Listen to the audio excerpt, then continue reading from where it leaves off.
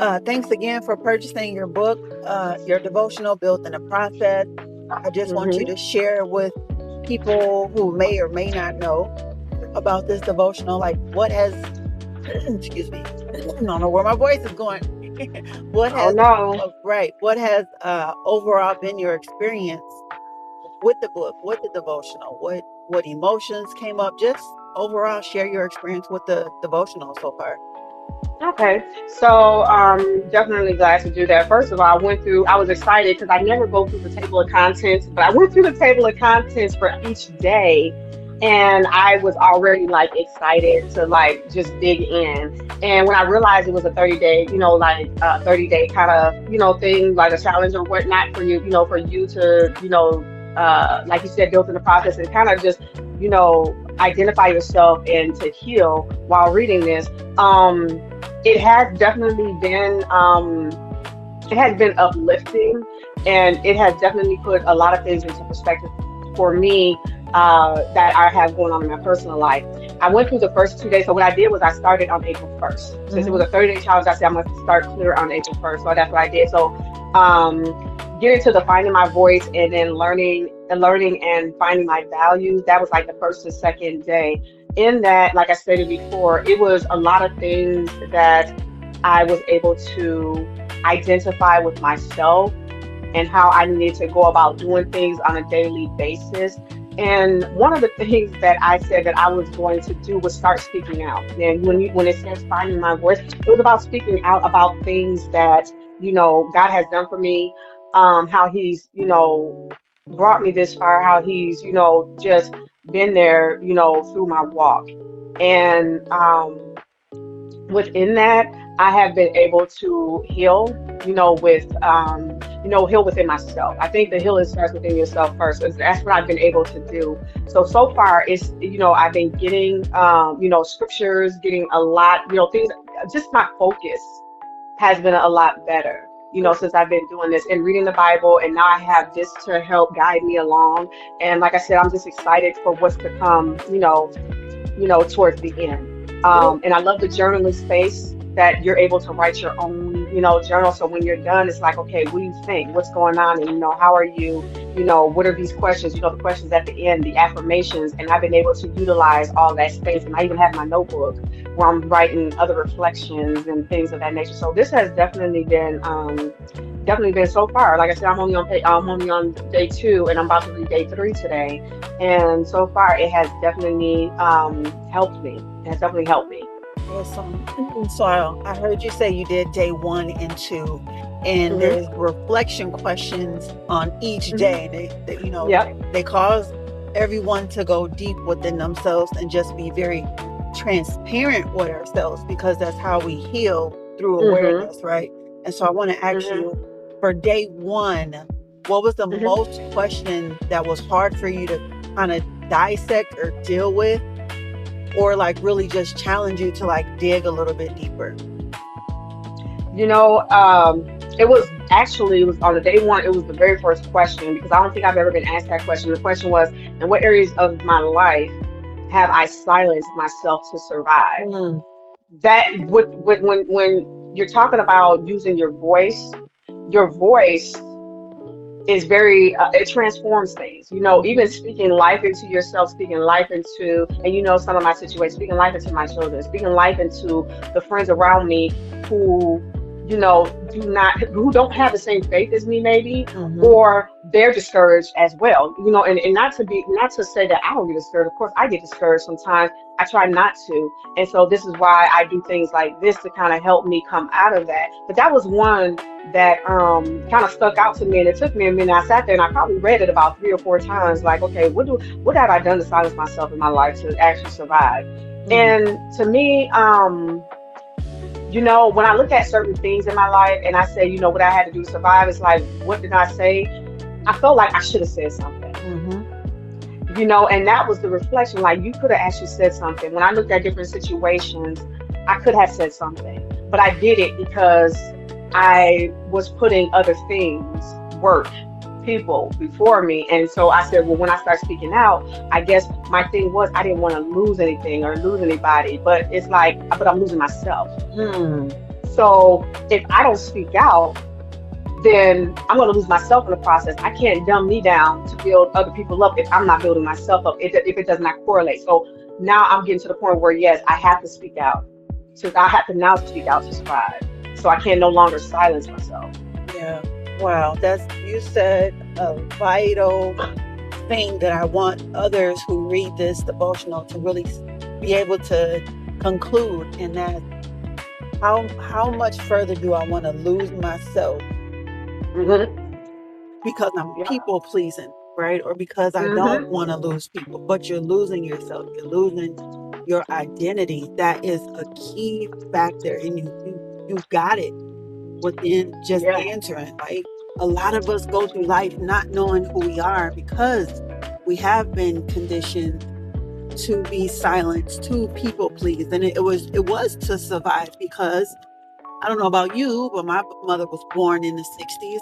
And so her mentality, she was born and raised in Chicago. We Mm-hmm. had to hush hush. She had to survive to get Yep. by, right? And so that's Mm-hmm. how she raised me and trained me. And I'm like, but this is hurting me on the inside. I'm It is. crying. I'm struggling Yeah. on the inside. And I refuse to be like that. And there's so much freedom, Ebony, when you just let go and really care about my voice matters. Yep. When did I become, and then it's another deeper reflection question of when did I become so conditioned to not Right. care about myself, right? And so Yep.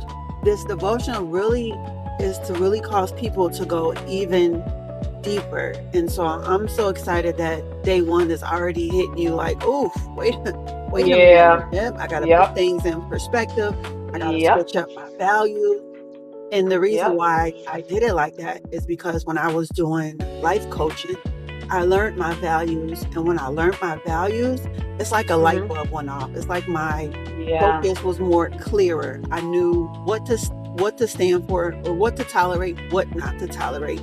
And so Right. just holding on to that freedom and gaining that freedom, I wanted to share that and give that to other people through this book. So it Yep. sounds like Yeah. you got the revelation, you're getting it as you continue to read.